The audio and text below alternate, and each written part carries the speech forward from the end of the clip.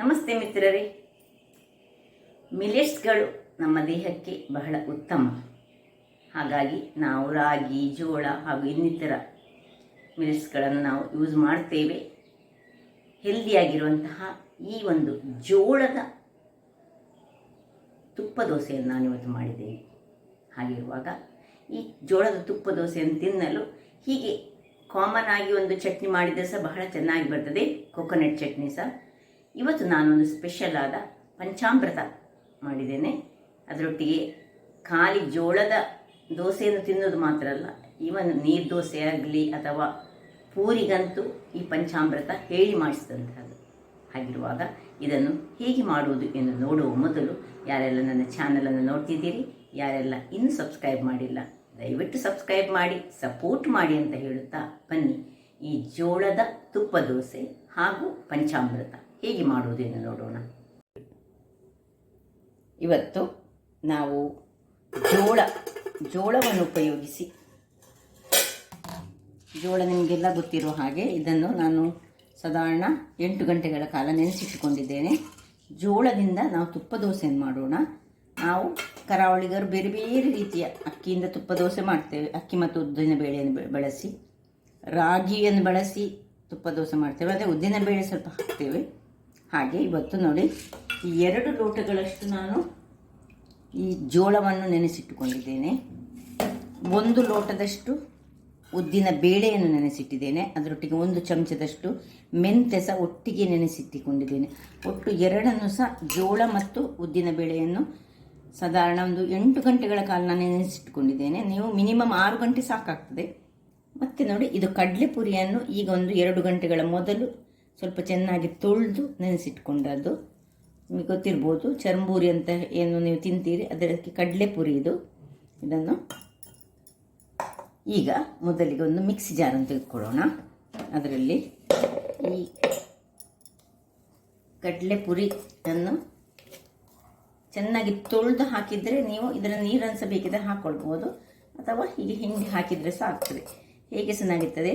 ಸ್ವಲ್ಪ ಯಾವಾಗ ಕಡಲೆಪುರಿಯಲ್ಲಿ ತೊಳೆದ್ರೆ ಸಹ ಸ್ವಲ್ಪ ಕೊಳೆ ಇರ್ತದೆ, ಎಷ್ಟಿರ್ತದೆ. ಅದರಿಂದಾಗಿ ನಾನೀಗ ನೀರನ್ನು ಯೂಸ್ ಮಾಡ್ತಿಲ್ಲ, ಅದರ ನೀರನ್ನು ತೆಗೆದು ಹಾಕ್ತೇನೆ. ಅದರೊಟ್ಟಿಗೆ ಈ ಉದ್ದಿನ ಬೇಳೆ, 1 ಲೋಟದಷ್ಟು ಉದ್ದಿನ ಬೇಳೆ 2:1 ಹಾಕ್ಕೊಂಡು ನಾವು ಗ್ರೈಂಡ್ ಮಾಡ್ಕೊಳ್ಳೋಣ.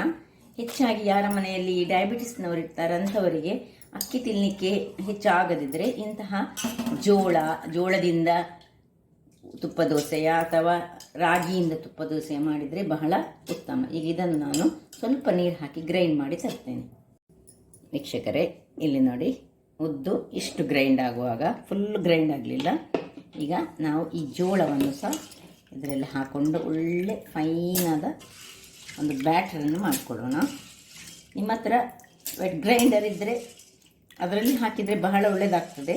ನನಗೆ ಯಾರ ಹತ್ರ ಎಲ್ಲ ಅದು ವೆಟ್ ಗ್ರೈಂಡರ್ ಇಲ್ಲ ಅಂಥವ್ರು ಮಿಕ್ಸಿಯಲ್ಲಿ ಸಹ ಮಾಡ್ಬೋದು ಎಂಬುದನ್ನು ತೋರಿಸ್ಕೊಳ್ಳಿಕ್ಕೆ ನಾನು ಈಗ ಮಿಕ್ಸಿಯಲ್ಲಿ ಹಾಕ್ಕೊಳ್ತಿದ್ದೇನೆ. ನನ್ನ ಹತ್ರ ಉಂಟು ವೆಟ್ ಗ್ರೈಂಡರ್, ಅದರಲ್ಲಿ ಸಹ ಹಾಕಿದರೆ ಬಹಳ ಚೆನ್ನಾದ ಬ್ಯಾಟರ್ ಬರ್ತದೆ.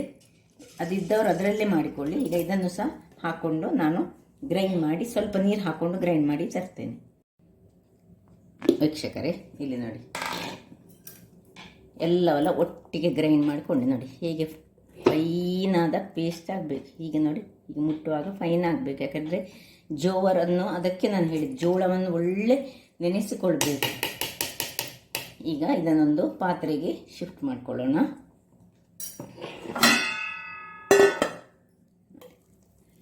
ಸ್ವಲ್ಪ ಅದಕ್ಕೆ ಮಿಕ್ಸಿಗೆ ಸ್ವಲ್ಪ ನೀರು ಹಾಕ್ಕೊಳ್ಳೋಣ. ಮತ್ತು ಉಪ್ಪನ್ನು ಸಹ ಈಗಲೇ ಹಾಕ್ಕೊಂಡು ನಾನು ಯಾವತ್ತು ಈ ಫರ್ಮೆಂಟೇಷನ್ ಮಾಡುವಾಗ ಉಪ್ಪು ಮೊದಲೇ ಹಾಕ್ಕೊಳ್ಳೋದು.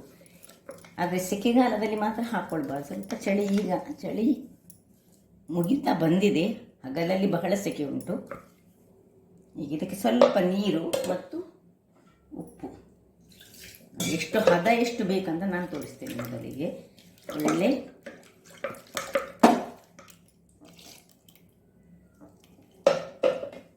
ಸ್ವಲ್ಪ ಉಪ್ಪನ್ನು ಹಾಕ್ಕೊಂಡು ಒಳ್ಳೆ ಬೀಟೊಂದು ಚೆನ್ನಾಗಿ ಮಾಡ್ಕೊಳ್ಬೇಕು. ಸೊ ಉಪ್ಪು ಎಷ್ಟು ಕಡಿಮೆ ಸಹ ಹಾಕ್ಕೊಳ್ಬೋದು. ನಿಮಗೆ ಉಪ್ಪು ಕಡಿಮೆ ತಿನ್ನುವರಾದರೆ ಸರಿ, ಕಡಿಮೆ ಉಪ್ಪಲ್ಲಿ ಸಹ ಇದನ್ನು ಮಾಡ್ಕೊಳ್ಬೋದು. ನೋಡಿ, ಹೀಗೆ ಒಳ್ಳೆ ಬೀಟ್ ಮಾಡ್ಕೊಳ್ಳೋಣ. ಒಂದು 5 ನಿಮಿಷಗಳ ಕಾಲ ಒಳ್ಳೆ ಬೀಟ್ ಮಾಡಿ ಇದನ್ನು ಒಂದು ಮುಚ್ಚಳವನ್ನು ಮುಚ್ಚಿ ಬಟ್ಟೆಯನ್ನು ಕಟ್ಟಿ ನೋಡಿ, ಆ್ಯಸ್ ಯೂಶುವಲ್ ನಾನು ಮಾಡೋ ಹಾಗೆ 8 ಗಂಟೆಗಳ ಕಾಲ, ಅಂದರೆ ನಾಳೆ ಬೆಳಿಗ್ಗೆ ನಮ್ಮ ಕೆಲಸ. ಈಗ ನಾಳೆ ಬೆಳಿಗ್ಗೆ ಇದನ್ನು ಒಟ್ಟಿಗೆ ತಿನ್ನಲಿಕ್ಕೆ ಈ ಟೊಮ್ಯಾಟೊ ಪಂಚಾಮೃತ ಮಾಡುವ, ಬಹಳ ಚೆನ್ನಾಗಿ ಬರ್ತದೆ. ಹಾಗಾಗಿ ಈ ಒಂದು ಜೋಳದ ದೋಸೆ ಒಟ್ಟಿಗೆ ಟೊಮ್ಯಾಟೊ ಪಂಚಾಮೃತ ಒಳ್ಳೆ ಗುಡ್ ಕಾಂಬಿನೇಷನ್. ವೀಕ್ಷಕರೇ, ಈಗ ಬೆಳಿಗ್ಗೆ ಆಗಿದೆ. ಈಗ ನಮ್ಮ ಹಿಟ್ಟು ನಿನ್ನೆ ರಾತ್ರಿ ಇಟ್ಟದ್ದು ಹೀಗೆ ಆಗಿದೆ ಅಂತ ನೋಡ್ಕೊಳ್ಳೋಣ. ನೋಡಿ, ಜೋಳ ಮತ್ತು ಕಡಲೆಪುರಿ ಹೇಗೆ ಉಬ್ಬಿ ಬಂದಿದೆ ನೋಡಿ.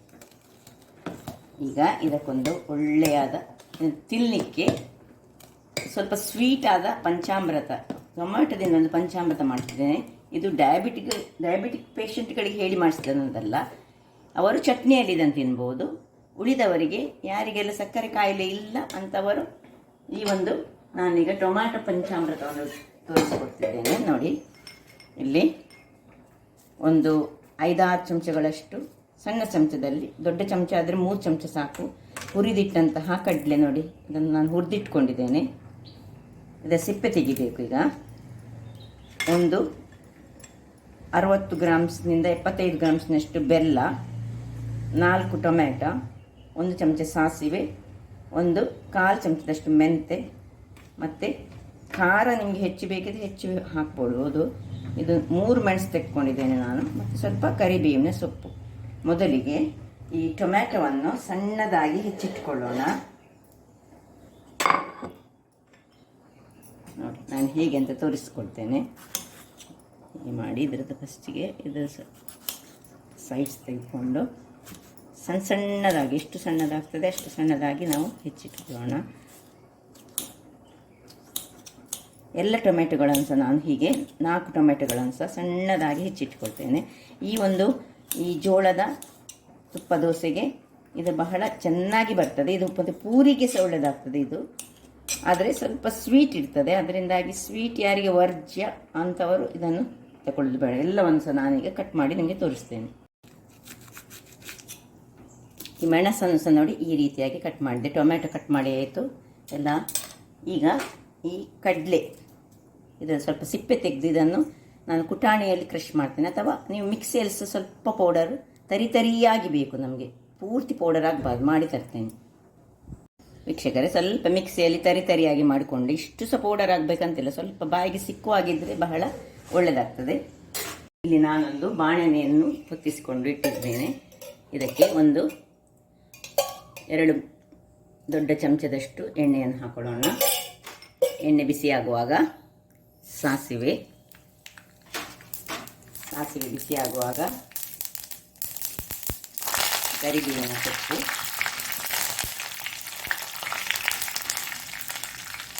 ಸ್ವಲ್ಪ ಉರಿಯನ್ನು ಸಣ್ಣದು ಮಾಡಿ 1/4 ಚಮಚಗಳಷ್ಟು ಮೆಂತೆಯನ್ನು ಹಾಕ್ಕೊಳ್ತಿದ್ದೇನೆ. ಇನ್ನು ಕಾಯಿ ಮೆಣಸು,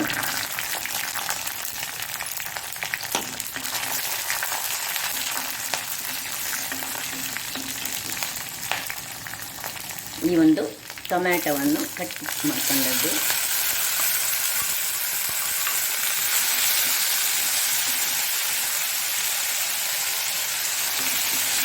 ಸ್ವಲ್ಪ ಇದರಲ್ಲಿ ಹೀಗೆ ತಿರುಗಿಸಿ ಸ್ವಲ್ಪ ಉಪ್ಪನ್ನು ಹಾಕೊಳ್ಳೋಣ ಇದಕ್ಕೀಗ.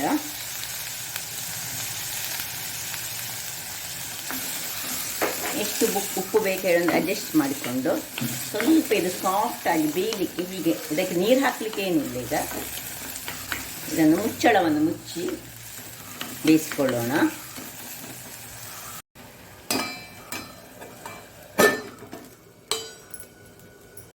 ವೀಕ್ಷಕರೇ, ಇಲ್ಲಿ ನೋಡಿ, ಇಷ್ಟು ಬೇಯುವಾಗ ನೋಡಿ ಅದರಲ್ಲಿ ಅದರಷ್ಟಕ್ಕೆ ನೀರು ಬಿಟ್ಟು ಅದು ಟೊಮ್ಯಾಟೊ ಸಾಫ್ಟ್ ಆಗುವಾಗ ಈಗ ನಾವು ಒಂದು 50 ಗ್ರಾಮ್ಸ್ಗಳಷ್ಟು ಬೆಲ್ಲವನ್ನು ಇದಕ್ಕೆ ಹಾಕೊಳ್ಳೋಣ. ಪುಡಿ ಮಾಡಿದ ಬೆಲ್ಲ, ಒಳ್ಳೆ ಬೆಲ್ಲ ಇದ್ದರೆ ಬಹಳ ಒಳ್ಳೆಯದು, ಸ್ವೀಟಾಗಿ ಬರುವಂತಹ ಚಟ್ನಿ ಇದು.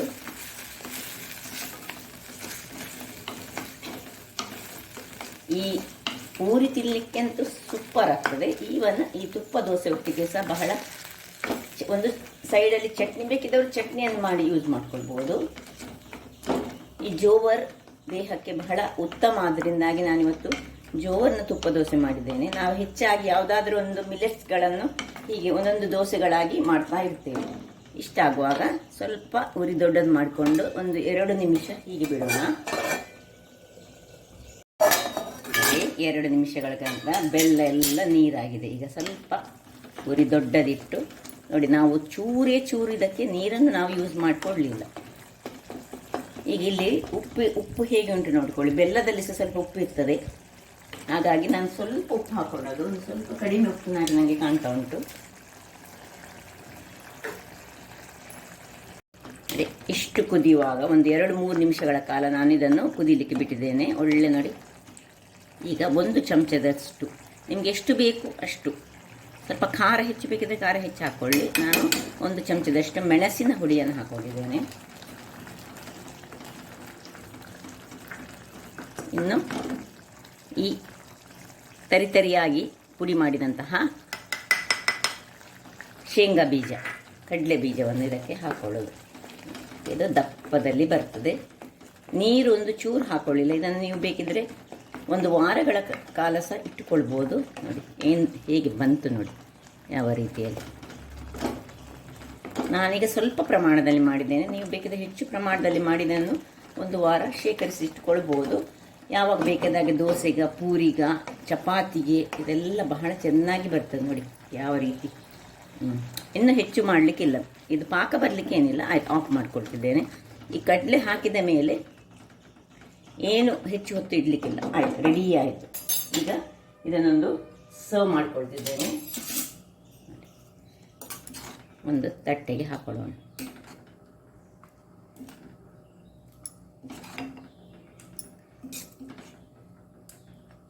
ಹೇಗೆ ಬಂತು ನೋಡಿ. ಇನ್ನೀಗ ಕಲ್ಲರ್ಫುಲ್ಲಾಗಿ ಮಕ್ಕಳಿಗೆ ಖುಷಿ ಆಗ್ತದೆ. ಸ್ವಲ್ಪ ಮಕ್ಕಳಿಗೆ ಮಾಡುವ ಖಾರಕ್ಕೆ ಸ್ವಲ್ಪ ಕಡಿಮೆ ಮಾಡಿದರೆ ಈಗ ಇದೇ ಒಂದು ಇದರಲ್ಲಿ ಗ್ಯಾಸ್ನಲ್ಲಿ ನಾವು ಕಾವಲಿಯನ್ನು ಇಟ್ಟುಕೊಂಡು ದೋಸೆಯನ್ನು ರೆಡಿ ಮಾಡಿಕೊಳ್ಳೋಣ. ಯಾಕಂದರೆ ಕಾವಲಿ ಬಿಸಿಯಾಗಿದೆ. ಇಲ್ಲಿ ನೋಡಿ ಹೇಗೆ ಬಂದಿದೆ ನೋಡಿ. 1:2 ಜೋವರ್ ನಮಗೆ 2 ಲೋಟ ಆದರೆ ಉದ್ದಿನಬೇಳೆ 1 ಲೋಟೆ ಹಾಗೂ ಮೆಂತೆ ಮತ್ತು ನಾನು ಚುರುಮುರಿಯನ್ನು ಹಾಕ್ಕೊಂಡಿದ್ದೇನೆ. ಅದಕ್ಕೆ ನೋಡಿ ಎಷ್ಟು ದಪ್ಪದಲ್ಲಿ ನಾವು ಮಾಡಬೇಕು ಇದನ್ನು.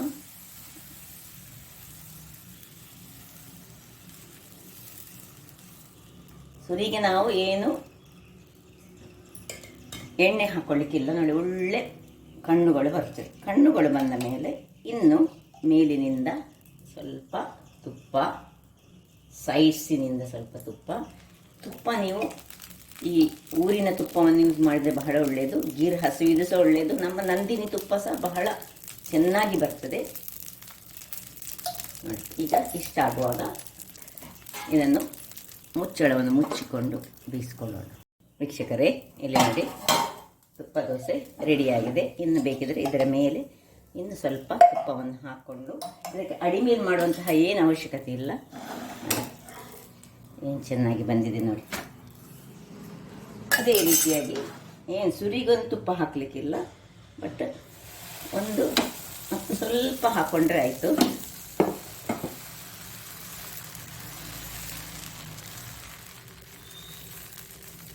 ತೆಳು ಬೇಕಿದ್ರೆ ತೆಳು ಸಹ ಮಾಡ್ಬೋದು, ದಪ್ಪ ಬೇಕಿದ್ರೆ ದಪ್ಪ ಸಹ ಮಾಡ್ಕೊಳ್ಬೋದು, ಹೇಗೂ ಮಾಡ್ಕೊಳ್ಬೋದು. ಸ್ವಲ್ಪ ತುಪ್ಪವನ್ನು ಪುನಃ ಈಗ ಕಣ್ಣುಗಳು ಬರಲಿಕ್ಕೆ ಶುರು ಆಗ್ತದೆ. ಬಂದ ಮೇಲೆ ಸ್ವಲ್ಪ ತುಪ್ಪ ಹಾಕ್ಕೊಳ್ಬೇಕು.